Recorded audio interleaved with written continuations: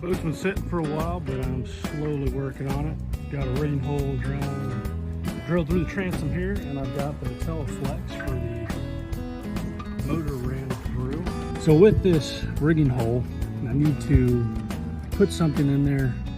I don't want it to chafe the wood and end up with issues like water damage, you know? Wooden transom, water damage, otherwise it'll just end up rotting out like it did before. So, I'm gonna use a piece of PVC, some Schedule 40. Got a heat gun.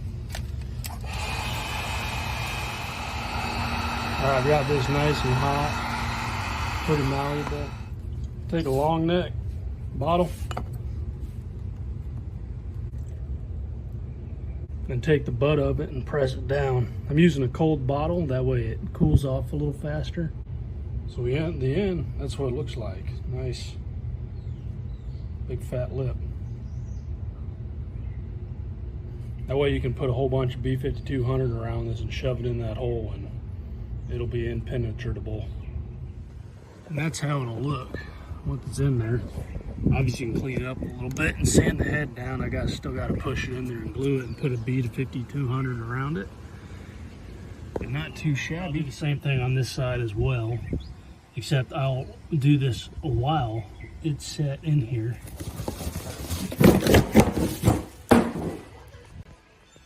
Yes.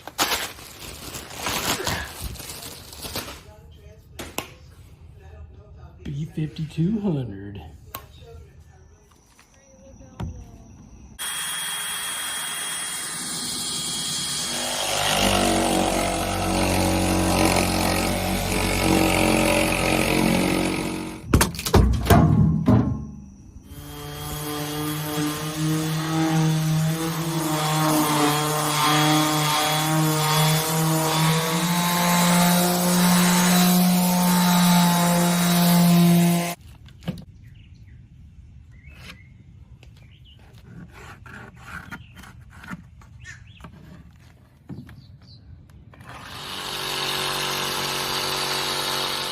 This piece of starboard is going to act as my switch panel, so I need to cut out.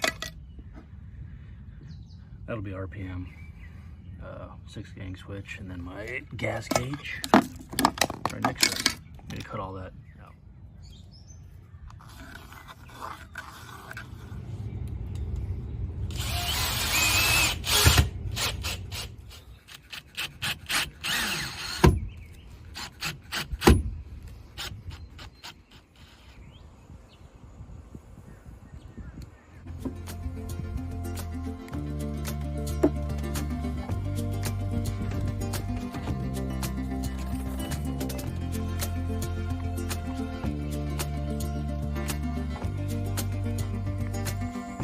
Got all that foam poured in there. Doubt she's gonna go anywhere. So we got a little bit left over.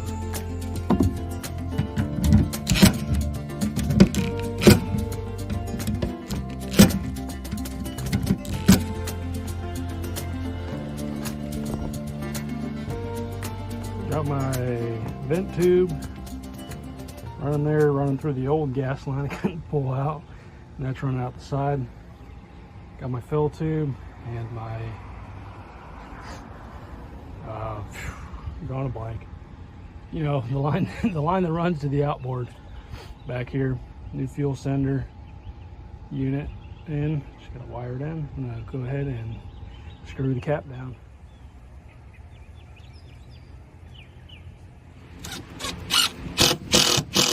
Stainless steel hardware.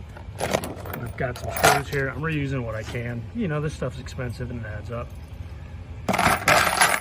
Got a magnet here, making sure those finish washers aren't stainless steel, so better not use those. But what I've got picked out here looks like it'll work.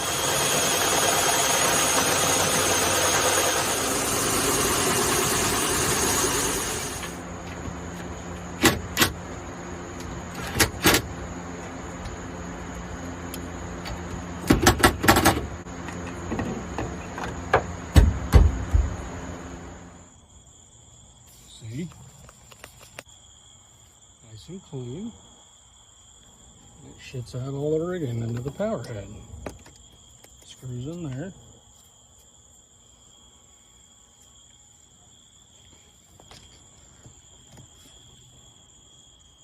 Nice. What you doing, Brett? Putting in some lights. Boat's still 4 layers of 1708 wrapped over the top into the back. Transom solid.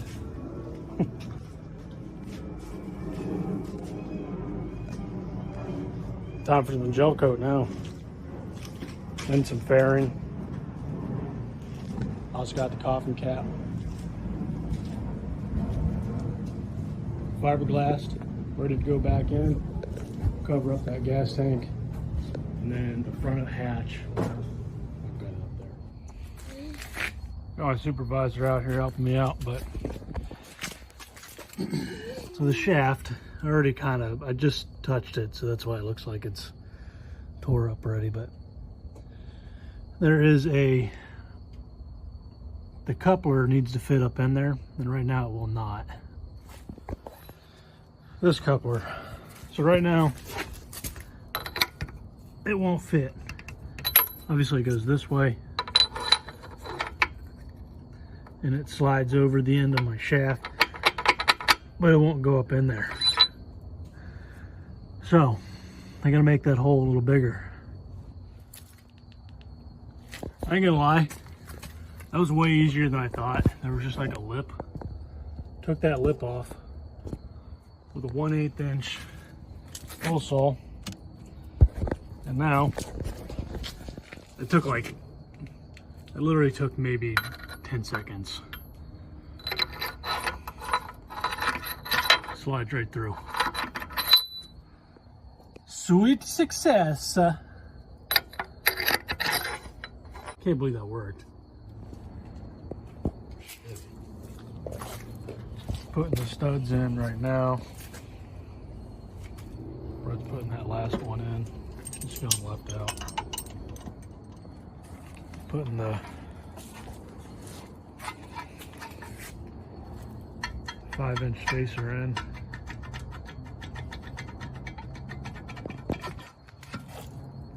Yeah, that's good. That's fucking big. I mean, I guess once we start screwing, maybe we'll tighten it up. Yeah. Last bolt going on. Midsection's in. That's bolt. And another fucking bolt right here. Shut up, Brett. Looks good. Don't worry, you'll take it all apart now. Oh, you never even painted or finished your wrap. On the bottom? Yeah. Oh, no kidding? What? All right. That 5-inch extension cavitation plate lines up perfectly now, so good to go. Been asleep for 2 years. She's awake now. Undertaking. Get an overheat alarm running. So. You got the baby wrench? The baby ratchet? Yeah. You have 10mm baby socket? See if that works. Yeah, I got 10 mil. What? Yeah, I got 10 mil. Yeah, put on a 10mm baby socket, see if it fits down in there. Corrosion is pretty. I'm cleaning out these water jackets. I've started on this one. I'd say I got most of the big shit out. Now I just got to get in there and scrub out all the salt that's hanging on the surface. This one, I've kind of gouged out the big deposits.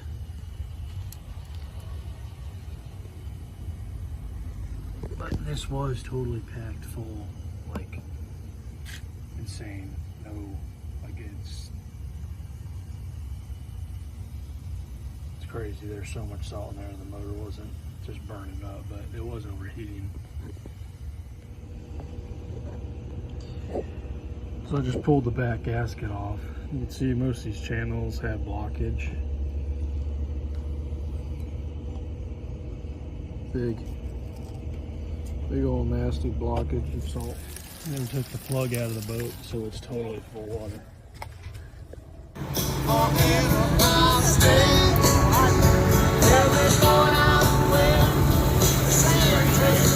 Damn, I was just a little off.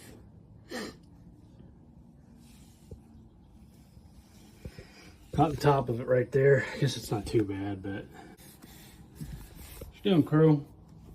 Crew's helping, getting fiberglass in his feet. Yeah, let's get that off and see what's going on in there. So I'm fairly confident that all that shit in there is what clogged and was creating the vacuum to the tank and flattening the bulb, anti-siphon valve. And then this was broken and it just kind of fell out. This pin, which goes up in there.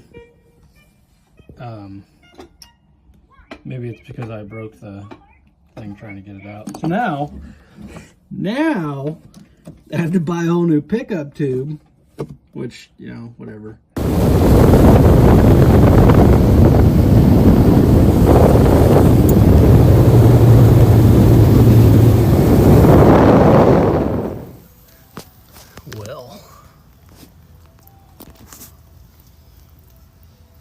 That's not good. Oh man, I reckon I could probably reuse this. Just flip it over. Might have to just buy a new one. Fucker peeled off like a banana peel. So Mike noticed that there was a crack on this side too, so he put some real ugly welds in there, but it works. And then I put this U-bolt, which that's what I wanted to do on the other side, but I'll show you what we ended up having to do to suck it all back together. But the U-bolt's nice and clean, and it's definitely gonna hold it. This side is really ugly. I had to use a piece of L bracket and two 5/8" galvanized bolts to suck it all back together, and I used Brett's giant Ugga. Put a couple tack welds there on the bottom, and then he did the inside, I think, as well, maybe, or did the outsides. But I think that'll hold for sure. That's overdone, but